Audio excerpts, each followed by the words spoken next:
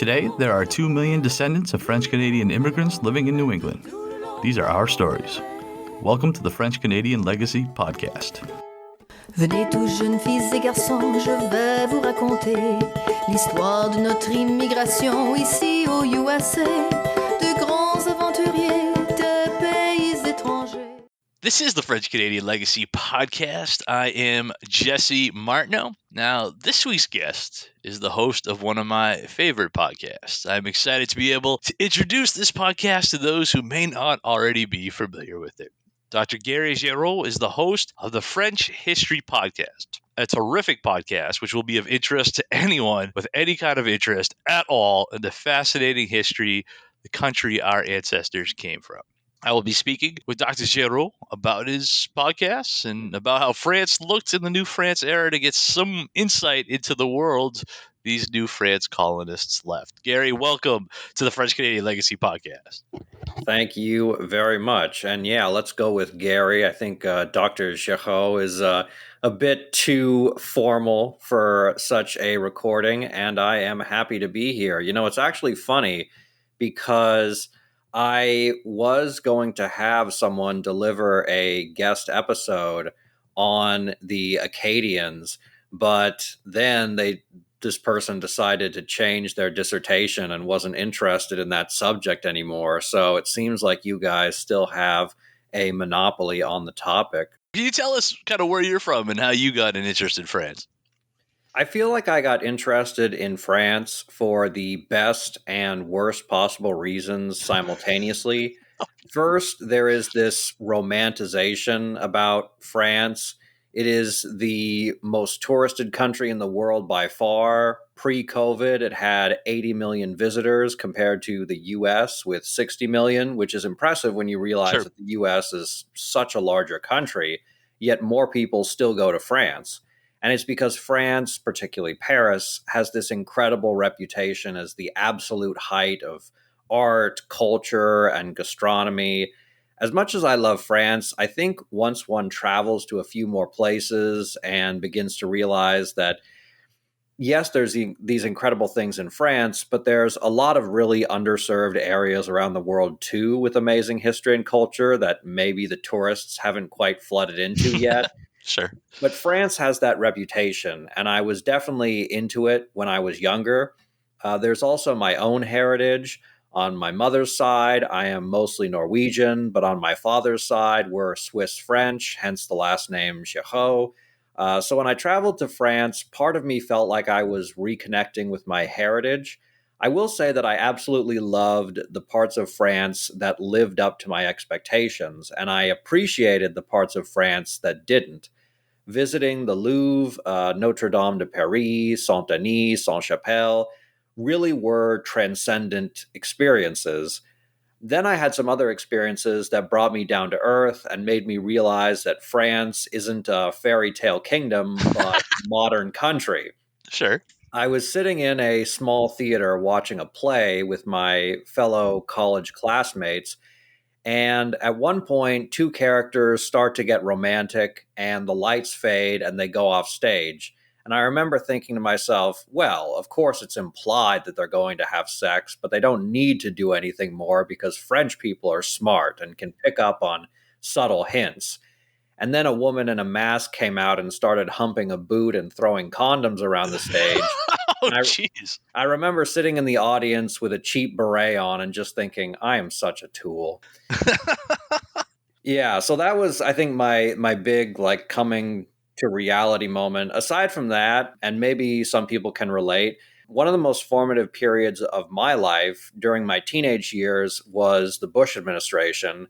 I was 11 when the September 11 terror attacks occurred.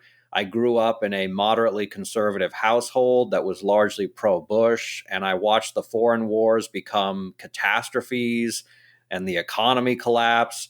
It was a very disheartening period and made me quite disillusioned with the U.S. Meanwhile, France seemed to be this sort of anti-U.S., at least in my mind, because under Chirac, it opposed the Iraq War. Even as I was feeling myself detached from the U.S., I began to feel this bond to France because I believed at the time that it was taking this great moral position in opposition to the Bush administration's warmongering. Now that I'm older and a professional historian, I realize that, well, France is hardly one to talk about foreign wars of aggression. And it still engages in controversial military activities in the former African colonies to this day. But I was young and I was drawn more to an ideal of France than what turned out to be the real France. That and other episodes made me have a more realistic view of France, even as my view of the US became more nuanced as I matured. But it was a wonderful thing, I think, to have experienced something so idealistic, yet realize that it wasn't realistic. I think that so often we have this idealism for important or historic countries like France, Britain, Italy, Greece, Egypt, Persia, India, China, or the US, maybe even Canada, now that Canada has this reputation as this wonderful, beautiful, peace like place, and many Americans think of it as kind of utopian compared to theirs. And I love Canada. It's not quite utopia. I don't know. Maybe you have a different opinion. No, But fair. those sort of idealizations cloud our view of what these places are. But thankfully, I think that appreciation can exist without idealization. And Sure. learning about each of these places' histories has not made me love them any less. Now, how did you learn French? Like, where did that come from to have the language to begin with?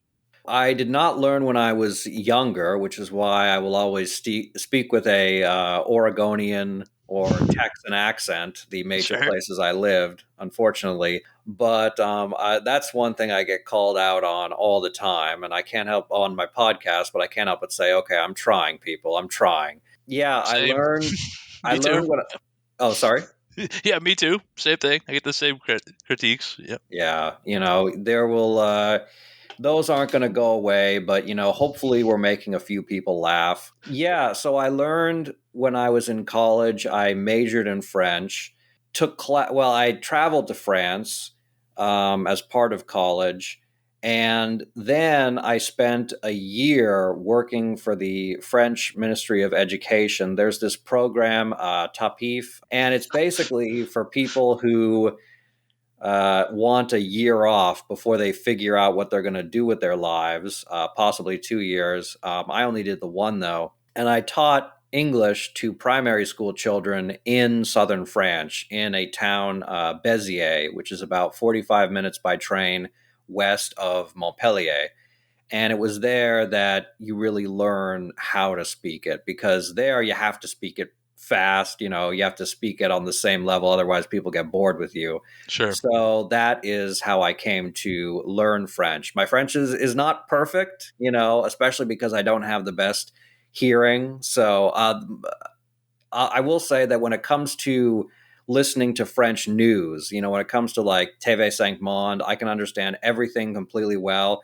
But if you have French rap or French, just kids talking in slang, I'm just completely lost. I'm going to be honest. That's awesome. Now, how did you decide that, I'm going to make history and teaching the history a career? How did that come about? I've always been a storyteller at heart. Ever since I was a kid, I would write short stories, and I started publishing them when I turned 18. And I've loved history because it has fascinating stories. Whether the story was true or fiction, what mattered to me were these remarkable narratives of incredible people or unlikely scenarios. I grew up wanting to be an author, and I have published 2 novels, though unfortunately nowadays, unless your work is published by a big publishing house, you don't make much money. I knew being a professional writer was a long shot, so I decided to do the easy thing and get a PhD in history so I could be a professor. Right. As I was working on my PhD, I thought it would be fun to start podcasting, and I was simultaneously working on the podcast while doing my doctoral program, which sounds like a bad idea and probably is, but I enjoyed it so much that it worked out. And it turned out that I was fairly good at it. At least my marketing skills are pretty great, I think, because I got this large social media following. I got my PhD in late 2021. and I thought I could get a job without too much difficulty. I graduated from an R1 university. I had a scholarly article in the biggest journal in my field. I presented at a national conference, won an award, and had this social media following. This is me bragging, but I'm only doing this because it has the downside and has me running into a wall. So, before anyone thinks I'm too big-headed. So the thing is that even though I had all this stuff on my resume and I thought that I could get a job fairly easily, unfortunately, academia is essentially crashing and burning for a number of reasons, which we don't have to get into. Sure. And so, because of that, to get a non adjuncting job teaching at a higher ed setting, you have to compete with scholars who have been on the market for 10 years with half a dozen publications and numerous visiting professorships on their CVs. And it's truly absurd and usually takes over 2 years to get your foot in the door. I almost got a dream job at Austin, but at the last minute, it went to someone else. And so I didn't get a job for my first year of looking, but I did get an offer from Evergreen Podcasts, which is a company that connects podcasters with advertisers. And since then, I became a partner, and things have been going fantastically. Between my patrons, the ad money, merchandise, and the occasional donation, I've been making enough to live on while doing something that is remarkably rewarding. So deciding to podcast has been quite a ride because this was something I did as a hobby and to make money on the side while I pursued academia. But it's turned out that podcasting is actually a more reliable career project than academia, as crazy as that sounds. You have the dream situation to be able to do a podcast on something you are passionate about and find interesting. That's everybody's goal, I think, who probably gets into this. But no, that's awesome. Very cool. Can you talk about then the decision to start the History of France podcast and how you set aside, like, what is the scope of this podcast going to look like and what is my format going to be? Because there's a lot of really big decisions right when you start a podcast. Oh, yeah, absolutely. I chose to do a podcast about France from 3 million years ago to present because I feel like to understand the true history of something, you need to know at least a little bit of everything about it. That was the philosophy of the Annalistes, probably the most influential school of historians of all time. They championed total history, the idea that one had to study everything available on a subject in order to present an accurate picture. Since then, that idea has fallen out of fashion, in part because the Annalistes in the 1950s were medievalists and only had a few hundred sources for any given topic. Whereas for my doctoral dissertation, which was on a fairly specific subject, I ended up with over 10,000 documents to work with. So the Annalistes really didn't have to do with modern stuff. So why I chose the topic that I did, basically, I loved storytelling and I was inspired by Mike Duncan's The History of Rome. I know that The History of Rome is basically the starting point for most history Absolutely. podcasts. Yep. It's either The History of Rome or Dan Carlin stuff, and I was more Right. Duncan than Carlin. And then the British History podcast, which did the whole thing of starting with Doggerland and all this stuff way back. I wanted to do a podcast and I looked around and realized that France was criminally underserved in the history podcasting community. I don't know quite what it is, but there are not a lot of Anglophones who also speak French. There are hundreds of podcasts on the United States, Britain or England. There are podcasts on Rome or Greece because so many Westerners are fascinated by them and because they're part of the Western canon. There's also quite a lot of podcasts on the big Asian countries like India and China, but there really wasn't much on France when I started, which surprised me given just how monumentally important France has been in European and world history. I was in a mindset that I didn't even know if I wanted to do a podcast when I researched and found there were basically no podcasts on French history at the time. And I said, you need to get in on this now. France is such a beloved country.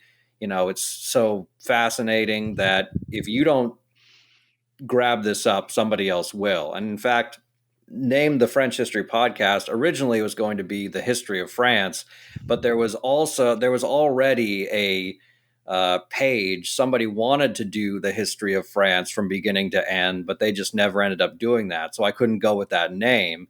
But yeah, so basically I snatched it up before anyone else did. So that was why I picked France. I will just say one thing that makes my podcast different a little bit is that we go back and forth between the main narrative and then guest episodes. So what I do is the history of France from 3 million years ago to present, and we go chronologically. It's been quite a long journey. I've been doing this. This is my 5th year into doing this, and we are just now getting into the Capation. So it's taken a while. But in order to keep people from being intimidated and thinking that they have to go through this titanic amount of stuff, we do guest episodes, and I have guest hosts, some scholars from all around the world, usually PhD students, but also I'll interview professors. And they do episodes on everything. They do episodes on modern French Algerian hip hop, 19th century funeral preparations, 17th century pirates. It's really incredible, just all of the random topics we've got. And it's a nice way for people to just jump in and jump out without having to commit to this enormous corpus which I'm making. And so that was a really fun thing, and it keeps it fresh because I think that when I look at just how much I have to do, it can be daunting at times, especially because I constantly get people who ask me, when are you going to talk about Napoleon? Why is it Oh, taking sure. so long to get to Napoleon? And I just can't help but say, okay, there's more to France than Napoleon. And also, I'm going to be an old man by the time we get to Napoleon. Don't hold your breath. There's a couple that I think I really need because you had a gentleman from Montreal who talked about the history of the language, Oh which I thought yeah. was a really, really cool bonus. Not the narrative, but the extra episode. I thought that was awesome. Yeah, thank you. For those who don't know, so that was Olivier Robichaud, who is a journalist currently, but who has a background in linguistics. And he did 2 episodes on the origins of the French language. And he ended one of those episodes by reading the Treaty of Verdun. And I think or it was the Oaths of Strasbourg. And I think, memory serves, he read it in modern French and then old French to compare it, and so that was really fun. But Yeah, that yeah, was I really, need really cool. I need more Canadian stuff, so I'm always trying. But I would like to switch gears a little bit if I could, because I think it would be really interesting to. Because we've talked, quite a bit about what Quebec looked like early on. We haven't talked a lot about at all, really, about what the France that these first settlers left looked like, and I think that would be pretty fascinating. Because going around Quebec, you see a couple of years on buildings all the time, right? Or references to it in various, museums, even public places. The 1759 is everywhere up in Quebec. Obviously, 1608 is something you see everywhere also in Quebec. It's on the back of my hat I'm wearing right now, in fact. So, geographically, what did France look like? What were the borders in 1608? So France was not exactly as it was today. The modern day north of France was controlled by the Spanish Habsburgs. The east, around modern day Alsace-Lorraine, was part of the Holy Roman Empire, while the southeast, around Nice, was part of the Duchy of Savoy. Likewise, there were a few enclaves in France, including Avignon, which was under the control of the Papal States. In 1608, Louis XIII of France was king, and it was under his son, Louis XIV, that France expanded north and east on the continent. That was in Europe. Meanwhile, France was then beginning to colonize other parts of the world. On the 27th of July, 1605, Port Royal was founded in what became modern day Nova Scotia. Perhaps I don't have to tell your audience that. They're a little familiar, sure. Okay, but maybe more for the generalists. Of Sure. course, you mentioned 1608. Also, the French colonists in the New World were largely fur trappers, and there were few of them. France was and still is a large and agriculturally rich country, one which could feed its many people. This is in contrast to England, which could not feed its people as easily and so exported excess people to the colonies, so that by the time of the French and Indian War, the English colonists vastly outnumbered the French colonists. Sure. Now, because we think about the early on in the whole exploration colonization game, we think about, Spain, Portugal. When exactly did France start to put out the investment into trying to set up colonies, and kind of who financed this?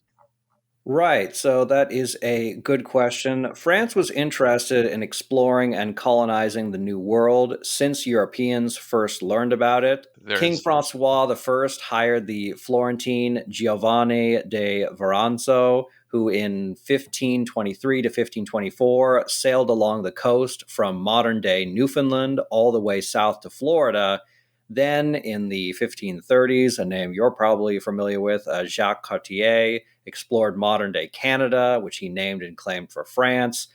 However, French imperialism was severely stalled due to the Wars of Religion, which began in 1562 and lasted until 1598. This 36-year long conflict occupied French politics. However, once France did emerge from the wars, they earnestly launched new expeditions, particularly founding those colonies in Canada, which I mentioned earlier. Later on, various French businessmen understood the potential of colonialism, so it wasn't just the state that was sponsoring it. In 1635, Pierre Bellon Desnambuc, working on behalf of Cardinal Richelieu, set up Saint-Pierre in Martinique, the first French colony in the Caribbean. This began a series of acquisitions, which included Dominica and Guadeloupe, among others. This was where the real money was to be made, rather than Canada. As great as Canada is today, but it was Sure. the sugar plantations that brought in enormous revenue, much more than any products from mainland North America.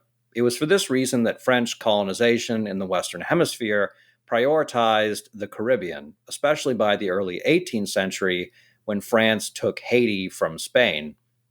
In the Eastern Hemisphere, in the 1660s, the French businessmen founded the French East India Company in emulation of the English and Dutch East India Companies. This led to France setting up colonies in India, notably at Pondicherry. At the same time, France began setting up trading posts on the western coast of Africa, though French conquest of much of Africa came later. Gotcha. And could you give us kind of a heads up then? Because one of the things I think that's really neat about your podcast is that you have this narrative, but you took time out like pretty early on. Maybe talk about the end of the kind of the Roman era in France. Talk about what the people's lives were like there. Like, what is the day to day existence kind of the people? What society looks like? And I thought it was really, really fascinating. So I am just kind of curious. What is for the day to day? What was France like for the people in the 1608 era? That largely depended on class. Toil for workers, largely as peasants worked on the land and often owed service on certain days to the landowner if they rented the property. We have to keep in mind that at this time, even though this is 1608, this is far past the medieval period, that France was still built around the medieval concept of the three estates. It's those who pray, those who fight, and those who work. 5% of the population were the privileged clergy and aristocrats, while 95% were workers, largely peasants, or as we might say, poor agriculturalists. By the early 1600s, there was a rising class of merchants, lawyers, and bureaucrats who were better off than the average farmer. Likewise, skilled craft workers who were part of a guild would earn more money as they applied their trade. During this period, machines became far more widespread. This was pre-industrial without the use of coal power, so these machines were often largely made out of wood like looms or stones as in mills. But water mills, clocks, looms, and other devices were becoming more common, and productivity was steadily rising, producing more wealth.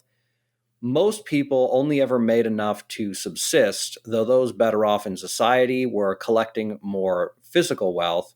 As far as day to day life is concerned, so as I mentioned, for most of the population, it would be regular work, including children who from young ages worked alongside their parents. France was a deeply Catholic country, though perhaps 1/6 were Protestants, influenced by John Calvin or Jean Calvin in French. The French Wars of Religion ended in 1598, during which around 3 million people were killed, roughly 1/6 of the population. As such, tensions were high, but the period of open war was over. Yet some Protestants were not content to stay in France, which led to a failed attempt to set up a colony in Brazil in what is today modern day Rio de Janeiro in 1555 before the Portuguese expelled them. That's An cool. interesting fact, which perhaps people aren't aware about, that the originally Rio de Janeiro was a French Huguenot settlement, although it got Interesting. demolished. So, a little fun fact for you. Sure. Otherwise, there was a small minority of Jews who largely lived in cities, sticking to themselves, and who were often targets for attacks by Christians. Most French had little connection to the colonies. France was late in the game compared to Spain and Portugal when it came to colonization. Moreover, it did not push its people to colonize like the English did. By the 1600s, English pro colonization propaganda was rampant, and prisoners and the lowliest were pressed into going to the New World.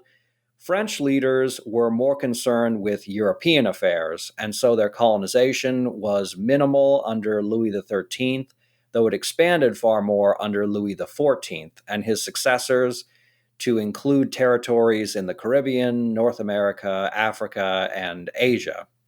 Because you had mentioned kind of what the approach the English took and who got sent or who chose to leave to go to these new colonies. So who were the people that were leaving from France to settle in kind of these areas?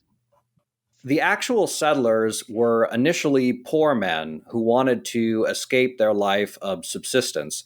They took up positions as professional traders, sailors, fur trappers, and plantation managers. A few women went with their husbands, but colonization was not appealing to most French women.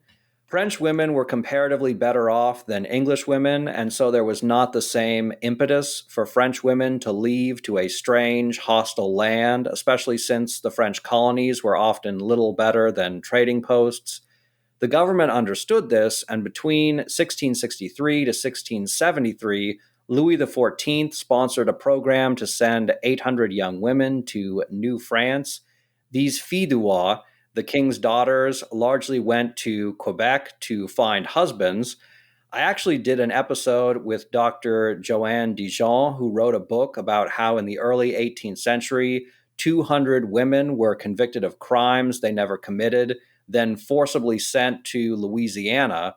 But the rich French agriculture kept the country from sending much of its population abroad compared to England, where people overcrowded the cities and either voluntarily left for a better life or systematically were rounded up and sent, which is why there was such a discrepancy between England having these huge settler colonies and France's colonies being largely unpopulated. This has been very, very cool. Those of you who have interest at all in anything related to France, absolutely have to check out this podcast. It's a terrific podcast. So where can we send people who have interest in finding your podcast, Gary? Just Google the French History Podcast and you will find us. You can find our main site and you can listen to our episodes. Otherwise, we are very active across social media. We've got Facebook, Twitter. When we thought Twitter was going to implode, we got Mastodon. We have Reddit, blah, blah, blah. On Facebook, Twitter, and Mastodon and Instagram, I post 4 times a day. We start the day off with a meme. We post on this days. We post beautiful pictures of France. We got a ton of stuff going. So even if you don't want to listen to our episodes, which of course you want to listen to our episodes, but even For if you sure. wanted more just daily French content, check us out. So if you type in the French History Podcast, you'll find us. Awesome. Well, this has been way fun. We've been talking again with Dr. Gary Girod, host of the French History Podcast. Appreciate you joining us, Gary. Thank you. Now our fathers look at us and sigh with despair to think that everything they love we simply do not share. But the spirit never dies, our culture will survive. Each of us must choose how much to keep alive. Each of us must choose how much to keep alive. Special thanks to Josie Vachon for providing the music. You can find more about her at josievachon.com. This podcast was produced and edited by Mike Campbell. If you have any questions or comments, please email us at fclpodcast@gmail.com. You can also follow us on Facebook, Twitter, and Instagram at FCL Podcast for more information about the topics discussed. If you enjoyed the show, please subscribe and leave us a review on iTunes or wherever you listen to this episode.